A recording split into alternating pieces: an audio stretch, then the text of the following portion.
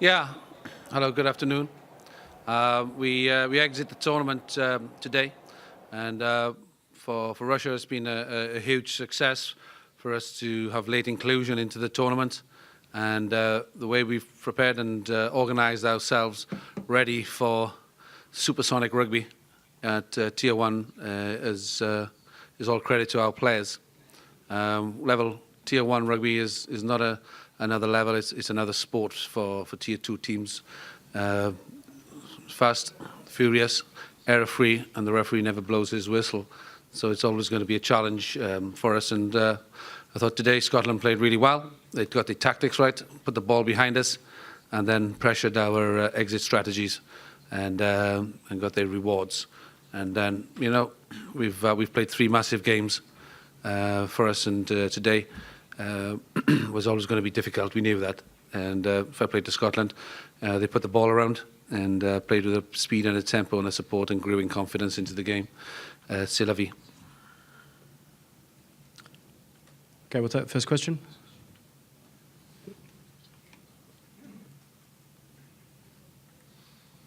To Lin, so when you took on this Russian job, your first mission was take the Russian rugby to the next level for the 2023 World Cup.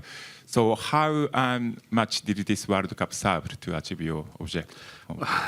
It fell into the lap by accident.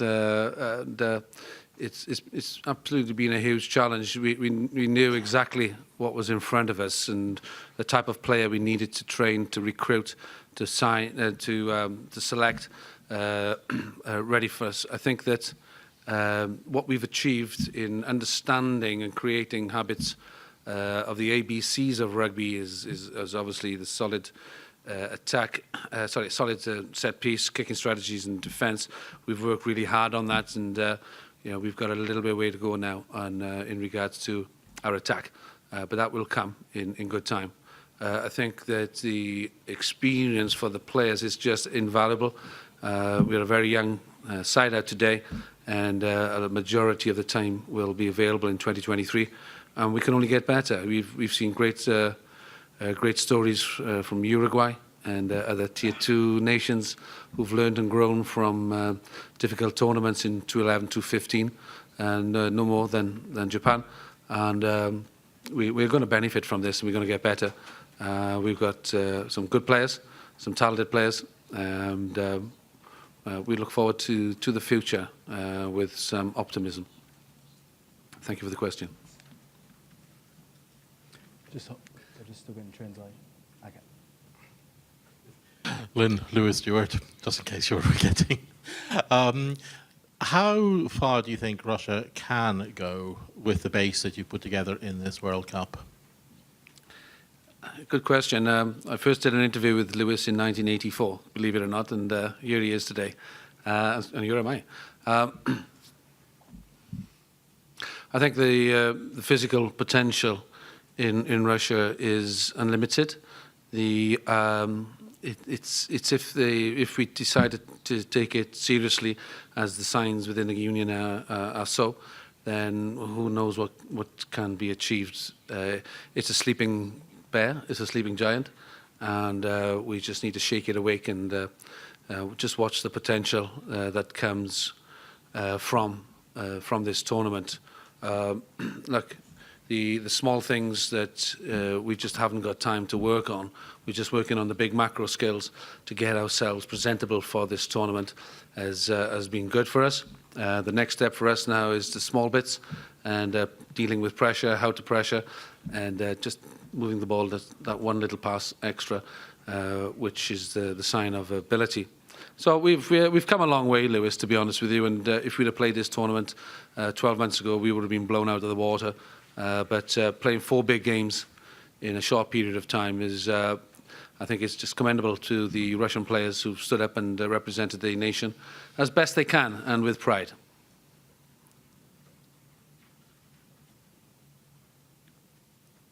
Sorry, just hold. We're just still getting. Hi, Lynn. Having faced Japan and now Scotland, how do you see that match up in the final tournament? Who would you say has got the advantage from the games you've seen? Well, I think the games that we've played against Japan and Scotland have zero comparison in regards to the occasion, the motivation on the first night on the 20th of September was massive for both sides, and so look, Japan are an incredibly difficult side to play against, and I think that we did well against them from understanding how they work from a year ago. I think that Scotland have speed and skill, that if they can put a pace and get outside Japan, then anything can happen. However, Japan are just so well organised, so drilled, and so frantic in their defence. I just, it's going to be a hell of a game. It's going to be a hell of a game. And if I had 10 yen to put on it, not that I do because I'm a very poor man, I really wouldn't know who to go. It's going to be a really tight game on the night. Oh, I can't say that, can I? I'm out of the tournament now, so... キャプテンにお伺いします、日経新聞の谷口です。2つありまして、1つは今回の大会を終えて、ロシア多くの選手が引退するというふうに言われてますけれども、キャプテン自身はどういうふうにお考えなのかということと、もう一つは今回のワールドカップがロシアのラグビーにとってどういった、意味合いが、どういう成果があったかというのを教えてください。To answer the first question, yes, there's a few guys who are, pushing, mid-30s in the team, and they'll probably, be looking to retire at least from the international duties. Quite soon. Myself personally, I think I still feel good about playing. I don't look as far away as 2023. I think it's it's a bit too early to look that far.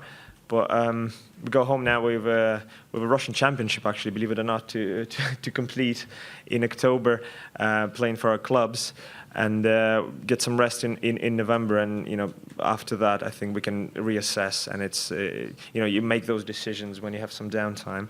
But I feel good about continuing, and I think with Lin and his team. Working with us, I think there's a lot of excitement in this squad. And there's a lot of potential as well. So I'd really like to play in the team with excitement and potential. It really gives you another drive and motivation. The second question: what do we take from the tournament? I think we take huge experience. We take. We've experienced firsthand Tier 1 rugby, as Lynn liked to call it, a different game. So we've played a different game. And we've played it, we've played it quite well at times. I think we've made a name for the Russian rugby team as a dedicated and as a tough nut to break for any team. Again, playing tonight, it was a difficult task. It was always 4 games in a row. We're pushing ourselves to our limits. We've had a really positive start. Opening 10-15 minutes, defending for our lives and really getting some progress. But then, as Lynn mentioned, Scotland played really good game plan. It was a real masterclass from kicking perspective and from counter-attacking. So yeah, you gotta love the game. It's really easy to love the game when everything is going fine, when everything is flowing, when you're on top of the wave. It's really tough. It's difficult to love it when things are getting tough. And I think we have a good environment in the team and in the squad now. I think everybody loves it. Everybody loves playing and pushing themselves to the limits. I think that's it's one of the most important things to look forward for new challenges. And it's just a shame with so many games played and so many games to look forward to. This World Cup will only be remembered for one thing. And that's the moustache. November is coming soon as well, so everybody will be wearing them. Shave soon. it off now. Okay, last question. Vasily, just in terms of the future development of Russian rugby, do you think it might be better if perhaps people follow what you did and go offshore at a younger age, or do you think the development pathways are better in Russia? Yeah, there's different ways to develop talent. you know, we're quite isolated in Russia, believe it or not. It's not easy. It's not that easy to go and travel abroad at a younger age, you know, to study abroad. And I did start my rugby playing in Russia, so you know, I've got all my basic skills. And up to the age of 15, I was living in Russia and playing my rugby there. So you know, you do learn the basics of rugby from up until about 12 or 13. So you know, I've already had those at the time. We do need to promote this idea that you know, if a player is talented enough and if he's got dedication, he needs to strive to play at the top level possible. It's just we don't get that much exposure. It's difficult to get exposure when you're young talented Russian player. So the clubs abroad can actually look at you and see you play. Hopefully, this tournament gave a chance to a number of players to get exposed, and I know they're really keen to be playing their rugby at the top level possible. And the dedication and fire in those guys' eyes, will take them far. I don't know if that answers your question. So hopefully, we get more exposure. More exposure will bring more interest. And but the Russian rugby can't just develop on sending players abroad. We need to develop our game domestically as well. We need to look after the underage groups from quite an early age as well. They need to be on the same course to become a member of the national team at some point. And I know Lynn has been doing some work from in that department as well. So if we have the system right, it's only a matter of time until the progress is made. Good question. It's a really important question because those are the fundamentals of Tier 2 teams really trying to strive to break through to the top part of the game. Finished? Yeah. Thank you very much, everybody.